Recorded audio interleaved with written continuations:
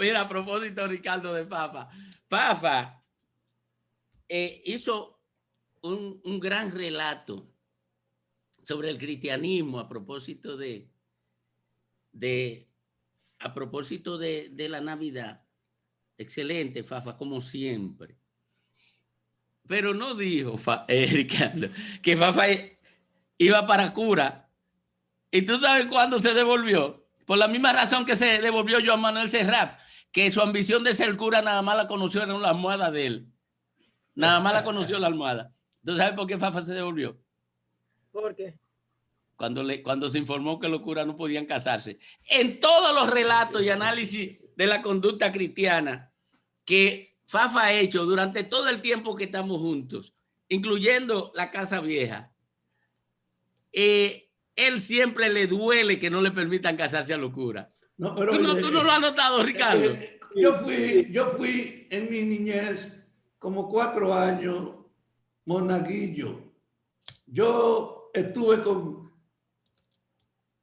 el arzobispo Polanco cuando él fue investido y fue a Salcedo. Hugo Polanco Brito. Sí, yo lo acompañé en el primer viaje de él por las lomas de mi pueblo. E incluso el cura me dio como una funda de almohada, pero ella en ese drill más pesado que había, para que ella echara la limosna y yo se la contara. Y me dijo el cura, recógela bien, que te vamos a dar la parte del número completo de lo que represente. Y yo andaba con ese caldero picando todas las limosnas de ir a los Cacao, a Montellano y al Almendro, de entrar cerca de Tenar y salir cerca de Moca por Villatrina, en las lomas donde iba tradicionalmente el cristianismo. Pero cuando llegó, y yo cuento feliz, que habían 77,50 del número final de todo el dinero, yo me salvé pensando en el volumen de cuartos que era para unos 77,50. Y cuando llega dice, mira, qué cosa, tu suerte está limitada, la diferencia son 250. No, 752. Te dio un tumbe. Entonces, yo me crié en la iglesia y vi su problema. Y lo más grande que tiene la iglesia, que fomentó una noción aristocrática del superpoder de los religiosos, pero con un reconocimiento al poder material de cada comunidad. Yo me formé en esa política de la bendición de las discriminaciones y de las diferencias. Y siempre tuve la idea de que eso no podía ser. Y mi comportamiento como muchacho era un impulso natural. Tú te imaginas que en una iglesia llena de gente, en mi pueblo, con Trujillo, que iba periódicamente a los pueblos, en la iglesia, yo que era un fanático del béisbol, le voceaba en la iglesia llena, Trujillo, aquí no hay play.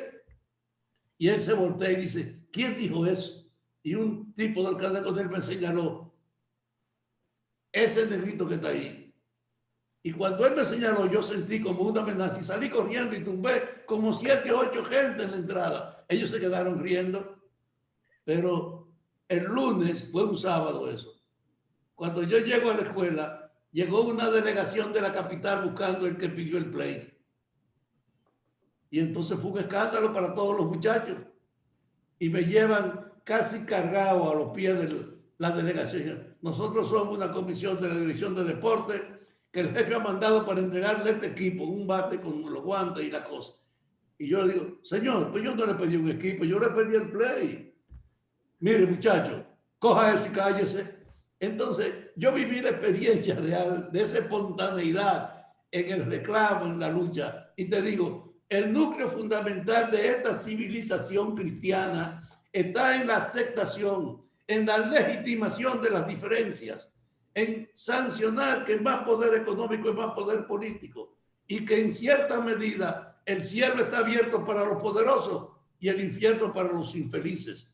Yo viví esa experiencia y creo que hoy, cuando uno recuerda la iglesia en esta época del predominio de la transparencia y de la democracia, tiene que poner en primer plano esas contradicciones inexplicables que tiene el cristianismo. Entonces, yo soy un cristiano demócrata.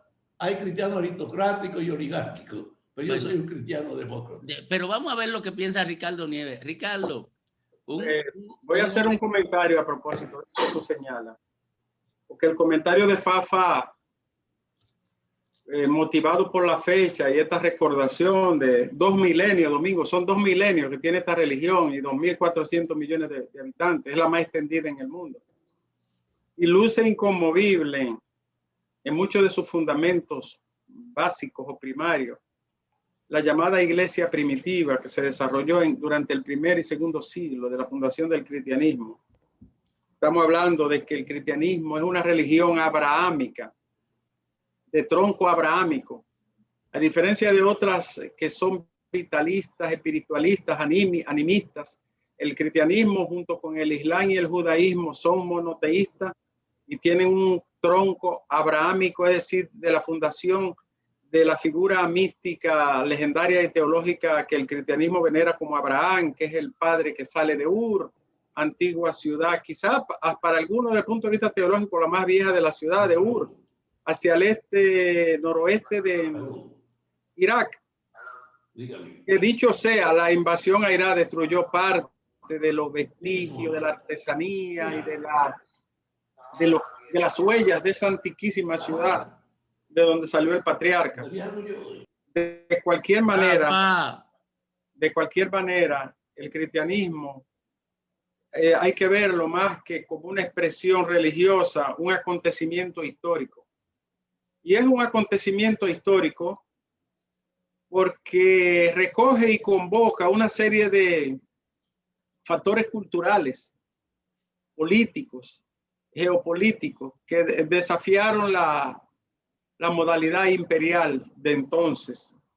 Lo primero es que desde el punto de vista místico, religioso, el Domingo es la primera religión que surge conocida, documentada en la humanidad, que recoge a los de abajo, a los humildes, a los leprosos, a la prostituta, a los enfermos, a los desheredados. Y nunca una religión mundánica de las entonces existentes reivindicaba ni la pobreza ni la exclusión.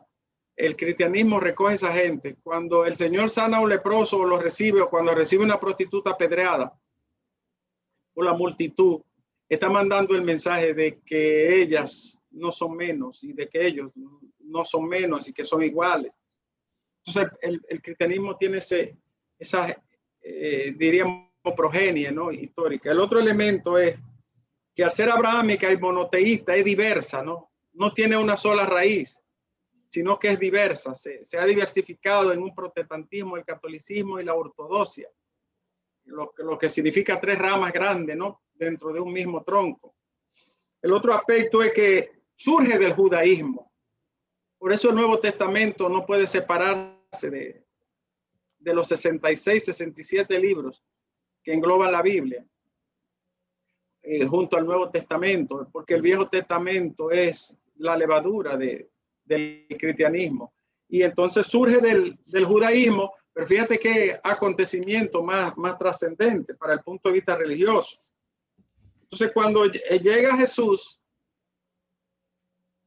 y le increpan, ajá, entonces tú vienes a anular lo antiguo, el Nuevo Testamento, y dice, no, porque yo soy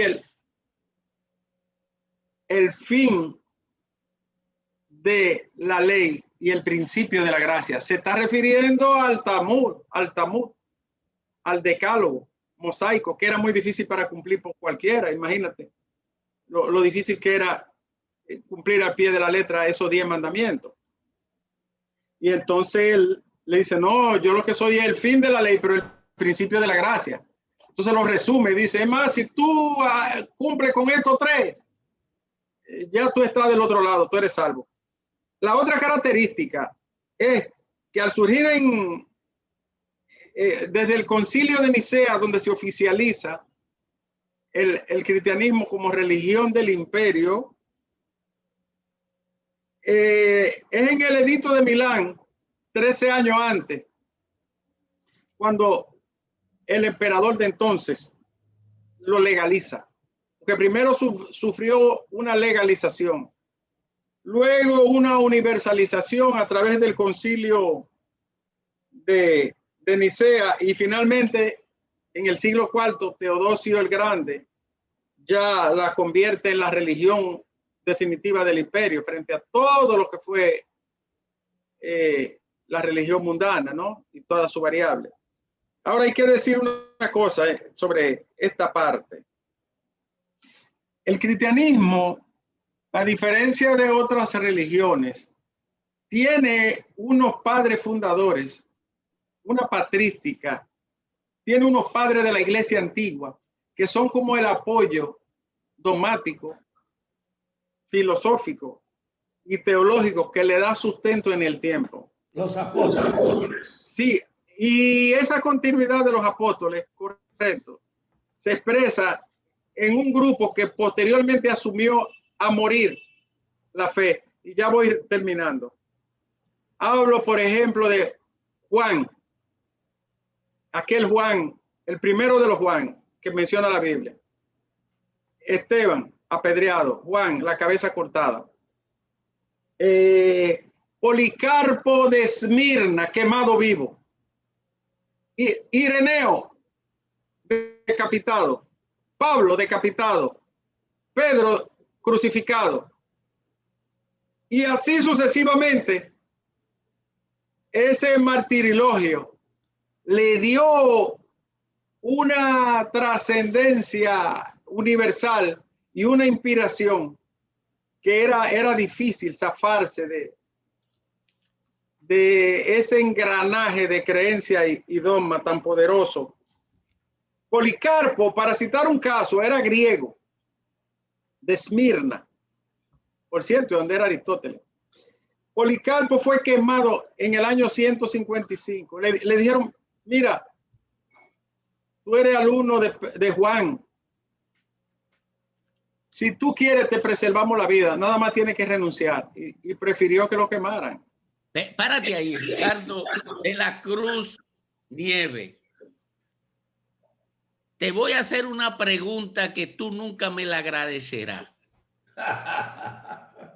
Viene Domingo. Mira, ¿cuál tuvo una dimensión de barbarie mayor? Los mártires que como muerto aportó la religión, o las víctimas de las acciones de la religión cuando se contradecía la fe. El que ha estudiado un poquito de historia sabe que la religión como tal es la máquina de guerra y de sacrificio y muerte más grande que ha conocido la humanidad.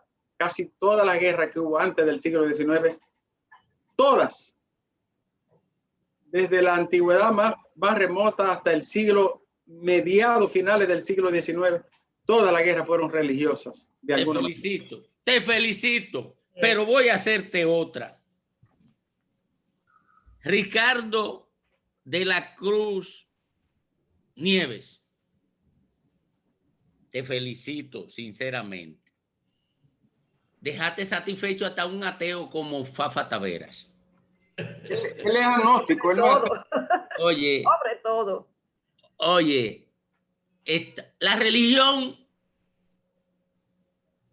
se fundamenta sobre la piedad como valor esencial. Y como premio, la redención que culmina con la ubicación del ser humano bueno en el paraíso. Ricardo Nieves, esta te la voy a hacer sin nada de mala fe. ¿Tú crees en el paraíso? Es una expresión de piedad que hace a la religión cristiana respetable las llamadas cruzadas. Oye, como dijo Fafa, la guerra religiosa más dura. Quiero hacer una pequeña anotación de carácter histórico para entender el surgimiento de la cruzada y de las guerras fratricidas que sobre todo el mundo europeo vivió. Acércate más, Ricardo, para que te escuches mejor, por favor. Quiero hacer una parada ahí, porque la pregunta es compleja y es muy extensa.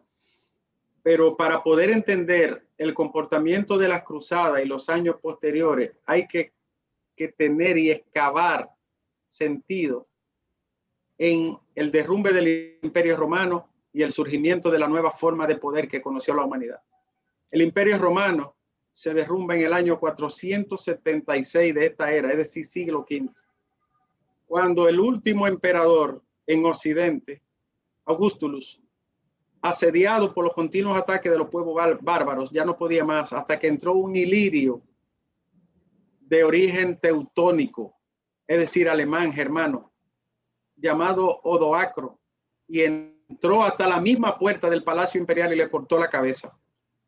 Y ahí terminó el imperio. En Occidente, porque en Oriente siguió existiendo precariamente hasta 1453, cuando los otomanos, encabezados por Mehmed III, entraron por la Querca Porta de la entonces Santa Sofía, iglesia de Santa Sofía o Basílica de Santa Sofía. Hoy, en ese peñasco, fue el último reducto del cristianismo y del catolicismo en lo que es Turquía o Bizancio, y ahí derrumbaron por completo a las expresiones del catolicismo y del Imperio Romano que quedaban en 1453. Pero en Occidente, la caída es en el siglo V, en el año 476. ¿Qué ocurrió con la caída del Imperio Romano? Después de tanto dominio y después de tanto avasallar el mundo, el imperio creció tanto que ya era insostenible el control geopolítico, militar y económico de la humanidad entonces. Los ataques de los pueblos bárbaros cada día minaban más la base de sustentación del imperio, sobre todo en la capital del imperio, que era Roma. Al caer el imperio en el 476, quien sustituye el imperio no estaba en condición, no tenía una estructura, no tenía instituciones, no tenía ideología, no tenía cultura política, no tenía milicias organizadas, que eran los bárbaros, porque los bárbaros eran turbas, los bárbaros eran hordas que atacaban por razones principalmente de carácter étnico y a veces comercial. Esos grupos no tenían una estructura fundada, vamos a decir, no tenían un partido, no tenían el germen de cómo ellos alzarse con el poder. Tumbaron el imperio y no supieron qué hacer con el poder. ¿Cuál era la única institución que tenía estructura, que tenía distribución geográfica, que tenía sedes, que tenía obispos, que tenía cardenales, que tenía curas, que tenía monaguillos, que tenía toda esa estructura? ¿Cuál era la única estructura que estudiaba y que se le permitía estudiar? A los religiosos. ¿Y quién asume el poder entonces con la caída del imperio? La iglesia, porque nadie más podía hacerlo.